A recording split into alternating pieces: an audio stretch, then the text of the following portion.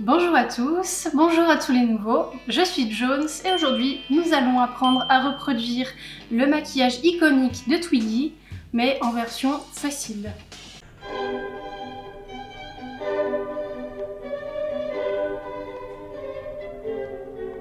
Donc comme je vous l'avais promis dans ma dernière vidéo, on va reproduire le maquillage que je portais pour vous parler de mes super conseils anti-dépression pendant le confinement. Alors je tiens à préciser qu'aujourd'hui on va pas aller full Twiggy puisque c'est un maquillage qui est quand même assez compliqué à réaliser et je tiens à proposer plusieurs étapes pour que les plus novices puissent apprendre à maîtriser les techniques petit à petit et puis aussi pour que ça soit un maquillage un peu plus sortable dans la vie de tous les jours. Bon, bien que moi, j'hésiterai pas à porter celui de Twiggy pour aller travailler par exemple.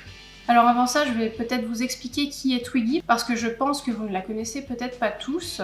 Donc déjà, dans une de mes dernières vidéos où je vous parlais de mes livres sur l'histoire de la mode, je vous ai vaguement parlé d'elle. Et donc il s'agit en fait d'un mannequin qui a commencé en 1966. Bon, parce qu'à la base, elle s'appelle pas du tout Twiggy, elle s'appelle Leslie Hornby. En fait, Twiggy, c'est son surnom de jeunesse et ça veut dire brindille en anglais. Donc elle s'est faite repérer dans les années 60, surtout par son visage d'enfant et par sa silhouette très très mince et très androgyne. Et donc elle est vraiment devenue l'égérie du Swinging London et de toutes les années 60 en général. Alors j'adore vraiment ce mannequin qui est d'ailleurs pas seulement un mannequin mais aussi chanteuse et actrice. Elle a joué dans quelques comédies musicales. J'ai récemment regardé The Boyfriend si ça vous intéresse et si vous aimez les comédies musicales, elle est plutôt pas mal et puis en fait c'est surtout que les costumes sont vraiment magnifiques. J'aime aussi beaucoup Twiggy parce qu'elle a été une égérie de Biba et comme vous le savez, j'adore Biba et je compte bientôt vous faire une vidéo à ce sujet. J'aurais aimé la faire à l'époque où j'avais les cheveux longs mais on fera sans et de toute façon vous voyez que Twiggy a souvent avait les cheveux courts en fait dans les années 60 donc c'est parfait pour le maquillage d'aujourd'hui. Donc sans plus tarder, nous allons commencer le maquillage. Alors dans les années 60, on n'a pas forcément de fond de teint aussi couvrant qu'aujourd'hui, donc je me suis d'abord hydratée la peau avec une crème et je vais passer directement aux anti-cernes puisque de toute façon en ce moment je ne porte plus de fond de teint parce que vous savez que je déteste l'odeur depuis mes nausées, c'est plus possible. Donc vu que c'est l'hiver, je vais avoir deux teintes. Alors c'est parti, je vais faire comme je fais tous les matins pour me maquiller en ce moment. Vous verrez, c'est très simple. Je pose les deux teintes directement sur mon visage et ensuite je mélange avec mon pinceau. Alors j'essaye d'étirer au maximum vers la joue.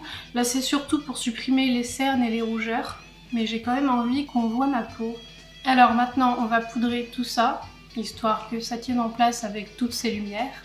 Alors voilà, je vais essayer de rester light quand même parce qu'on est dans les années 60 et on n'est pas du tout dans la tendance fond de teint forte couvrance, très loin de là. Alors à la fin des années 60, les sourcils commencent à s'affiner dangereusement. Twiggy est une égérie de Biba et Barbara Ilanicki, la créatrice de la marque, est une grande fan des sourcils des années 20. C'est pour ça qu'au tout début des années 70, il y a un grand retour du sourcil épilé pour notre plus grand plaisir. Mais là, je vais juste me contenter de les redessiner avec de la poudre. Bon, dites-moi en commentaire comment se passe votre confinement. Moi, j'ai énormément de travail puisque je travaille dans le milieu médical, donc on est vraiment débordés. Je tiens à préciser que je suis ingénieure en informatique, donc je suis pas du tout médecin. C'est juste que je fais partie d'une start-up qui développe un logiciel qui aide les radiologues en ce moment à dépister le coronavirus. Du coup, on a du pain sur la planche. Donc voilà, ceux qui me suivent sur les réseaux le savent déjà, mais je ne suis pas du tout au chômage. Loin de là. C'est bien, au moins on se sent utile là pour le coup. C'est vraiment bien, c'est super intéressant en plus ce qu'on fait. Hop, voilà, on va pas trop insister sur les sourcils. Donc je tiens à préciser de bien faire les sourcils avant de passer la poudre. Avant de mettre de la poudre, parce que sinon vos sourcils vont finir grisés. Maintenant, je m'arrête ici pour le teint. Moi, j'aime toujours faire le fard à joues une fois que j'ai fait le fard à paupières, étant donné que je préfère accorder la couleur du blush à mon ombre à paupières. En ce moment, Comme vous le savez, si vous me suivez sur Instagram, je suis à fond sur la palette Soft Glam que j'avais achetée sur Vinted dans un package où il y en avait 2 et c'était vraiment hyper intéressant niveau prix parce que les fards Anastasia Beverly Hills ne sont pas donnés, mais par contre c'est de la super bonne qualité. Donc je vous la conseille vraiment, surtout que c'est une palette avec que des fards neutres. Alors pour la vie de tous les jours ou même pour des soirées, c'est vraiment idéal, étant donné qu'elle a aussi, pas mal de fards pailletés, métallisés, je sais pas trop. Et il y a un noir et un blanc, donc ça c'est en fait la palette parfaite. Donc c'est pour ça que je l'ai choisi pour pouvoir faire le make-up des yeux, étant donné que là je vous présente quand même une version facile à reproduire, qu'on peut porter dans la vie de tous les jours. Je vais vous rapprocher parce que là on a besoin de voir ce qui se passe exactement au niveau des yeux. Bon alors désolée pour le gros plan, mais que voulez-vous, c'est nécessaire. Alors on va tout d'abord commencer par unifier la paupière avec du beige, à peu près de la couleur de votre peau, hein, c'est mieux. Alors comme d'habitude, je commence avec un pinceau bien fluffy. Alors pour commencer, je vais prendre la couleur Tempera, qui est un peu plus claire que ma peau, mais ça permettra d'accentuer la différence entre la paupière mobile et le reste. Donc faites attention, les fards Anastasia sont poudreux, mais très efficaces. Alors maintenant, l'objectif, ça va être de venir reproduire la ligne qui est au-dessus de sa paupière mobile et qui donne l'impression qu'elle a un creux de paupière vraiment plus haut que la normale et plus accentué. Alors, il y a longtemps, je croyais que ce trait devait se faire dans le creux de paupière. Mais en fait, quand on ouvre l'œil, on le voit plus. Et puis en plus, ça diffuse, c'est dégoûtant, surtout si vous le faites avec du crayon gras. Donc moi, ce que je vous conseille, c'est vraiment d'utiliser des fards à paupières pour faire tout ça. Et si vous avez la paupière un peu grasse, pensez à mettre une base avant. Moi, je me suis servi de mon anti-cerne et en général, ça suffit. Alors en fait, là, l'idée, ça va être de venir créer ce trait petit à petit. On ne va pas commencer tout de suite par la couleur la plus foncée. On va aller du plus clair au plus foncé, histoire que tout soit très bien estompé. Et comme ça, si jamais vous vous ratez dans un trait, vous pourrez toujours le rattraper. Moi, j'ai toujours la paupière qui tremble quand je me maquille. Et c'est la meilleure technique pour pouvoir rattraper les erreurs. Là, je vais prendre le Burnt Orange, le Burnt Orange, le Burnt Orange, Burnt Orange, le Burnt Orange, et je viens le placer, alors pas dans le creux ici, mais juste au-dessus. Et de toute façon, celui-là, on va l'estomper, donc vous pouvez le poser très grossièrement. Le but, en fait, c'est qu'il nous serve un peu de transition pour passer d'un côté à l'autre, à la teinte la plus foncée, sans que ça fasse brouillon. Parce que le secret d'un maquillage réussi, c'est l'estompage. Donc ce pinceau qui aura la couleur la plus claire dessus, gardez-le bien de côté. On va s'en servir souvent pour rattraper les erreurs et estomper. Voilà. Donc là c'est grossier, et franchement pendant tout le maquillage ça sera grossier, ça va ressembler à rien, mais à la fin ça va marcher, je vous l'assure. Alors maintenant je vais prendre un petit pinceau boule pour définir un peu plus précisément le creux de paupière. Et je vais prendre une couleur plus foncée qui sera cette fois-ci la Sienna. Donc là l'idée c'est de continuer à dessiner cette ligne mais de manière légèrement plus précise et si jamais le fard se travaille mal ou accroche un petit peu, là c'est le moment de l'estomper une première fois avec votre pinceau boule et si vraiment c'est la cata, vous reprenez l'autre et vous venez rendre tout ça un peu plus propre. Le secret c'est vraiment bien de rester juste un cran au-dessus du creux. Je vous conseille de travailler un œil après l'autre, histoire de rester le plus symétrique possible dans vos applications. Le trait, là, vous suivez le creux de paupière, donc vous le finissez juste un cran au-dessus de ce côté. Après, il y en a qui aiment bien l'étirer un petit peu plus haut. Ça, c'est selon votre préférence, mais je trouve qu'il est beaucoup plus facile de ne pas se rater si vous suivez vos traits naturels. Voilà, alors maintenant que j'ai fini et que j'ai à peu près tracé mon trait correctement, je vais le nettoyer. Donc je reprends mon pinceau sans matière. Et je viens juste dans le creux de paupière pour flouter les bords. Et je fais pareil au-dessus, sous le sourcil. Et c'est pas grave si votre trait s'efface un peu parce qu'on va recommencer étape par étape. Et là, de toute façon, quand vous avez des fards de bonne qualité, vous avez clairement un résultat qui se dessine. C'est vraiment l'avantage de travailler avec du bon matériel. Moi, je vous le conseille dans chaque vidéo.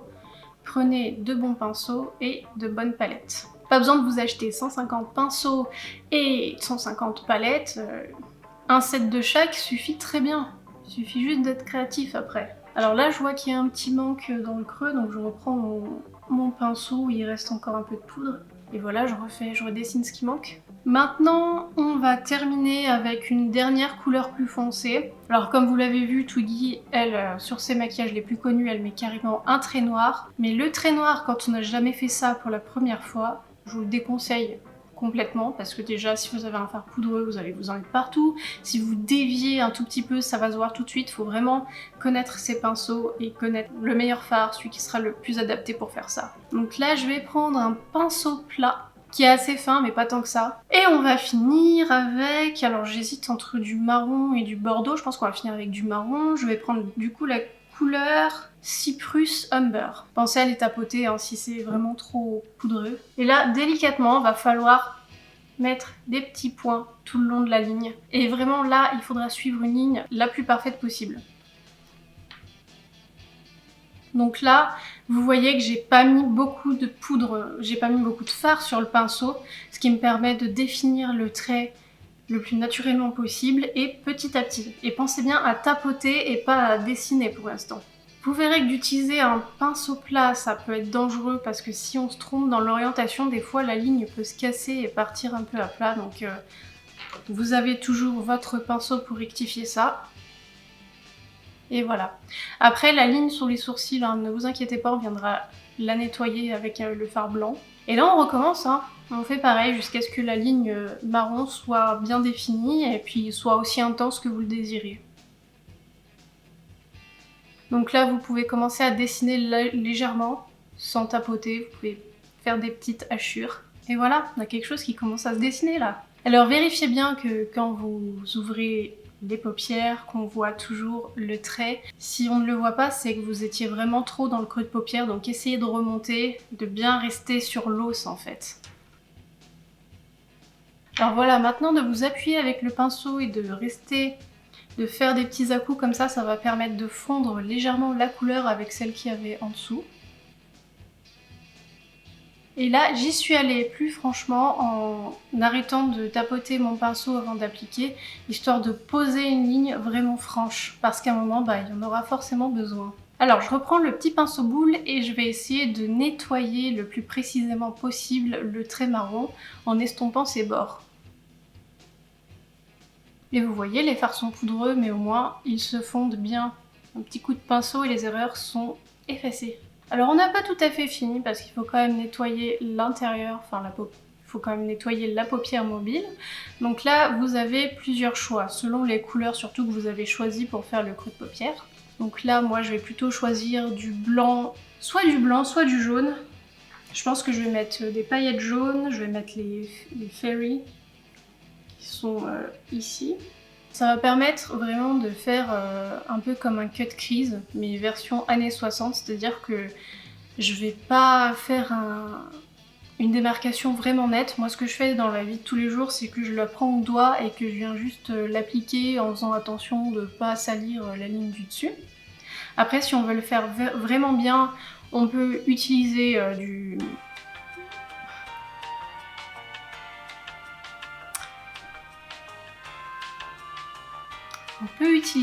de l'anti-cerne pour faire tenir le fard toute la journée. C'est donc ce qu'on va faire maintenant. J'ai un petit pinceau plat qui est réservé pour ça. Il me semble qu'à la base c'est un pinceau à lèvres. Mais il fait super bien le job. Donc j'ouvre mon anti-cerne et je viens prélever un petit peu de matière. Et j'en mets juste une petite pointe pour commencer. Et je l'étale en fait sur ma paupière mobile. C'est vraiment juste pour offrir plus d'adhérence au fard sur la paupière, hein. C'est pas pour définir un cut crease, je le rappelle, parce qu'on veut pas quelque chose d'hyper net et d'hyper défini comme on peut voir aujourd'hui. Alors maintenant vous prenez soit un pinceau plat pour appliquer votre fard irisé, soit vous le faites au doigt. Moi je préfère le faire au doigt, c'est quand même plus joli avec ce type de fard. Ça vient donner plus de contraste en fait entre la partie qu'on a fait juste avant et la paupière mobile. Je reviens prendre le pinceau boule et on va nettoyer les bords entre la ligne et le fard jaune. En fait, à chaque étape de votre maquillage, pensez à estomper et à nettoyer, c'est vraiment très important. On va faire le ras de cils inférieur. Alors dans les années 60, on s'en préoccupait pas tant que ça, hein, parce qu'on dessinait, enfin Twiggy dessinait des fossiles. Mais histoire d'harmoniser un petit peu ce qu'on va faire, on va quand même mettre un petit peu de couleur parce que c'est quand même une version revisitée. Moi ce que j'aime bien faire, c'est reprendre le pinceau Fluffy qui avait le fard un petit peu orangé clair. C'était le Burnt Orange. J'en prélève un tout petit peu et maintenant je le pose délicatement et ensuite j'estompe. Alors c'est pas quelque chose qui se voit nécessairement, mais ça va venir ombrer le dessous de l'œil et ça va donner un résultat simplement plus joli et agrandir l'œil. On essaye de rejoindre le coin externe du maquillage pour que ça fasse une démarcation un petit peu plus élégante. Et là, n'hésitez pas à prendre votre pinceau et à bien frotter, comme ça on est sûr que tout soit bien estompé et naturel. Alors maintenant, la dernière étape, c'est de nettoyer sous le sourcil et on va reprendre pour ça le fard blanc. Cette fois, j'utilise un tout petit pinceau. Et voilà pour les fards à paupières. Et maintenant, on arrive à l'étape que vous redoutez certainement le plus. Il s'agit du liner. Alors, comme liner, j'utilise le NYX Epic Ink Liner. Donc, c'est mon vieux que j'avais mis de côté il y a plusieurs mois parce qu'il ne faisait que de baver et en fait à force de l'avoir laissé reposer il est redevenu normal et maintenant je l'adore et de toute façon la version pinceau de chez NYX avait séché déjà donc je l'ai jeté et donc vous pourrez voir avec quoi je me maquille tous les matins. Oui c'est bien ce que j'utilise mais il est vraiment top. En fait je m'en suis racheté un autre de la collection Disco. Et c'est juste que j'ai pas envie de l'ouvrir tant que j'ai pas fini celui-ci. Donc là, l'objectif, comme je vous l'ai dit, on va pas retracer la ligne ici. Tout d'abord parce que ça peut être super risqué pour ceux qui ont les paupières qui transfèrent. Et aussi parce que là, on essaye de faire un look beaucoup plus simple à réaliser. Donc là, ce qu'on va faire, c'est juste un ras de cils supérieur. Et en fait, la clé de ce maquillage, c'est d'avoir l'œil tombant. Et ça pourrait en choquer certaines d'entre vous, puisque, oh là là, l'œil tombant, c'est vraiment moche, il faut vraiment éviter, il faut remonter l'œil pour avoir bonne mine, tout ça, tout ça. Mais en fait, vous faites ce que vous voulez, moi j'adore avoir l'œil tombant parce que c'est vraiment l'œil qui a été inventé par Barbara Ulanicki pour ses petits dessins qu'elle a utilisé pour ses collections Biba à l'époque. Et en fait, ce qu'on aime beaucoup à l'époque, c'est les visages assez enfantins. Donc on essaye de donner un œil de poupée avec un œil exagérément grand. Et tout ça grâce à la magie du liner. Donc je vais vous montrer ça. Donc là, je fais un trait normal. Et le secret, c'est de continuer le trait vers le bas, comme si vous aviez une frange de faux cils qui tombait comme des yeux de chat, mais vers le bas. Et en fait, c'est vraiment ça qui va donner la signature caractéristique de ce maquillage. Alors là, c'est une des étapes les plus délicates, puisqu'en fait, votre liner va pouvoir se coincer dans les plis de votre paupière si vous en avez. Moi, j'en ai. Donc, il faut vraiment y aller sur le bout de la pointe et tracer ça à la ligne petit à petit si vous voulez. Je vous conseille de fermer la paupière et en fait de continuer le trait naturel, mais très légèrement, pour essayer juste de se donner une direction. Voilà, donc vous voyez, là j'ai juste étendu le trait et ça me fait redescendre l'œil vers le bas. Là l'idée maintenant ça va être de finir ces deux traits avec une toute petite pointe très fine qui continue légèrement vers le bas, donc pour donner l'illusion des cils qui retombent. J'ai la forte impression que je viens de secouer mon liner sans le vouloir.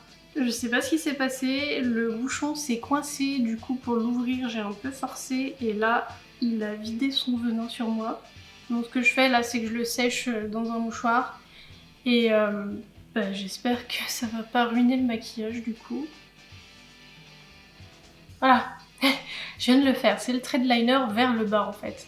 Ça a été un petit peu compliqué parce que je sens qu'il a légèrement bavé sur ma paupière et du coup je vais devoir recommencer ça de l'autre côté. Maintenant une autre étape difficile ça va être de faire des faux cils sur le dessous de l'œil. Et là c'est comme vous voulez, c'est à votre convenance, c'est très important d'en avoir au moins 3 je trouve. parce que c'est ce qui finit vraiment le look en fait. Après, ça dépend de ce que vous osez assumer. Vous pouvez les faire vraiment très très longs ou alors les faire vraiment très très courts. Pour celles qui débutent, je conseille de faire que des petits points au début. Si par exemple vous en voulez 4, vous vous faites 4 points et vous essayez de les répartir symétriquement et vous arrêtez à peu près au milieu ici. Et après, vous les étirez petit à petit.